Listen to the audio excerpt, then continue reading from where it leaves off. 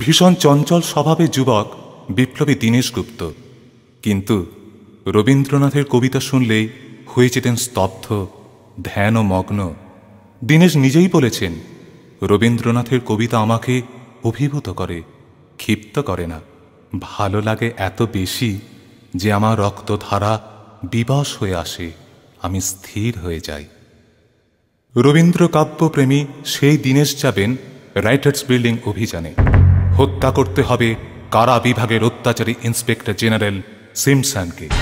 নেতা বিনয় বসু, সঙ্গী বাদল গুপ্ত। 1930-এর 8ই ডিসেম্বর অভিযানের দিন বাদল আর দীনেশকে ঘটনাস্থলে নিয়ে যাওয়ার জন্য বিপ্লবী নিকুঞ্জ সেন এসে দেখেন বাদল মন্ত্রমুগ্ধ হয়ে শুনছেন দীনেশের আবৃত্তি।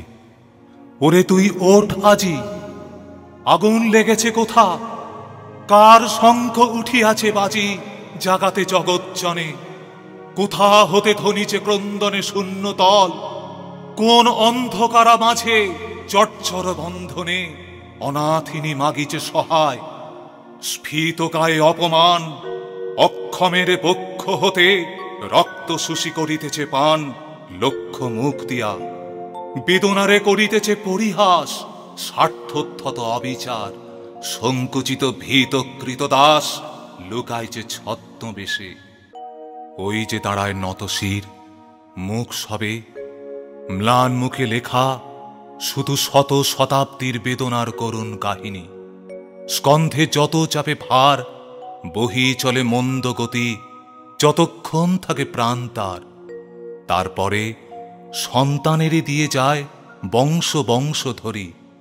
নাহি ভর্ষে অদৃষ্টেরে, নাহি নিন্দে দেবতারে শরী, মানবেরে নাহি দেয় দোষ, নাহি জানে অভিমান, শুধু দুটি অন্ন খুঁটি কোনো মতে কষ্ট ক্লিষ্ট প্রাণ রেখে দেয় বাঁচাইয়া। সে অন্ন যখন কেহ কাড়ে, সে প্রাণে আঘাত দেয় গডবান্ধ নিষ্ঠুর অত্যাচারে, নাহি জানে কার দ্বারে দাঁড়াইবে বিচারের আসে। দরিদ্রের ভগবানে বারেক ডাকিয়া দীর্ঘশ্বাসে মরে সে নীরবে। এই সব মূঢ় ম্লান মুখ মুখে দিতে হবে ভাষা, এই সব শ্রান্ত শুষ্ক ভগ্ন বুকে ধনিয়া তুলিতে হবে আশা। ডাকিয়া বলিতে হবে, মুহূর্ত তুলিয়া শির একত্র দাঁড়াও দেখি সবে, যার ভয় তুমি ভীত সে অন্যায় ভীরু তোমাছে, যখনই জাগিবে তুমি তখনই সে পলাইবে থে, যখনই দাঁড়াবে তুমি সম্মুখে তাহার তখনই সে পথ কুক্কুরের মতো সংকোচে সত্রাসে যাবে মিশে। দেবতা বিমুখ তারে, কেহ নাহি সহায় তাহার, মুখে করে আস্ফালন, জানে সে হীনতা আপনার মনে মনে। কবি তবে উঠে এসো, যদি থাকে প্রাণ তবে তাই লহ সাথে, তবে তাই করো আজি দান। বড় দুঃখ বড় ব্যথা, সম্মুখেতে কষ্টের সংসার, বড়ই দরিদ্র শূন্য, বড় ক্ষুদ্র বদ্ধ অন্ধকার। অন্ন চাই, প্রাণ চাই, আলো চাই, চাই মুক্ত বায়ু, চাই বল, চাই স্বাস্থ্য, আনন্দ উজ্জ্বল পরমায়ু, সাহস বিস্তৃত বক্ষপট। এ দৈন্য মাঝারে কবি একবার নিয়ে এসো স্বর্গ হতে বিশ্বাসের ছবি। কি গাহিবে, কি শুনাবে, বলো মিথ্যা আপনার সুখ, মিথ্যা আপনার দুঃখ। স্বার্থমগ্ন যে জন বিমুখ বৃহৎ জগৎ হতে, সে কখনো সেখানে বাঁচিতে, মহাবিশ্ব জীবনের তরঙ্গেতে নাচিতে নাচিতে নির্ভয় ছুটিতে হবে। সত্যেরে করিয়া ধ্রুব তারা, মৃত্যুরে করি না শঙ্কা। কার্যসিদ্ধির পর গ্রেপ্তার এড়াতে আত্মহত্যার চেষ্টা করেন 3 বিপ্লবী। বাদল মারা যান সঙ্গে সঙ্গে। বিনয় 5 দিন পরে। মৃতকল্প দীনেশকে বাঁচিয়ে তোলা হলো। বিচারের রায় হল প্রাণদণ্ড। ফাঁসির প্রতীক্ষারত দীনেশ কারা অন্তরাল থেকে একটি চিঠি লেখেন তাঁর প্রিয় মনিদিকে। ভগবান যাকে আপন কাজের জন্য বেছে নেন, তার সুখ সম্পদ সব কিছু দেন ধুলায় লুটিয়ে, করেন তাকে পথের ভিখারি, রিক্ত, কাঙাল। তিনি যাকে বরণ করেন, মরণমালা তারই গলায় পরিয়ে দেন।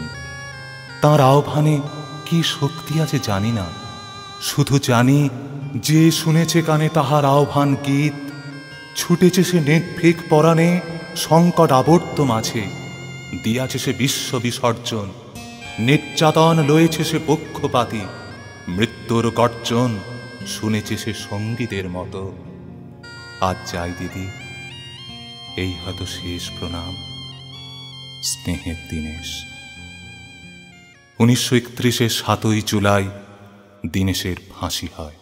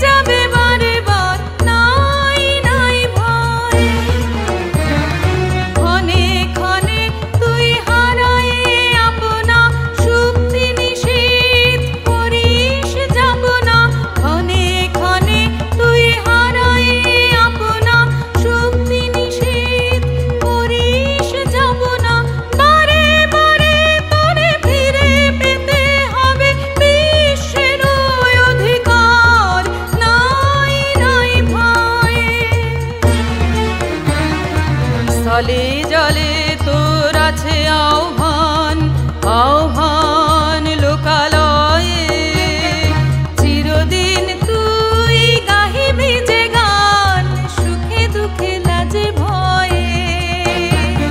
স্থলে জলে তোর আছে আহ্বান, আহ্বান লোকালয়ে।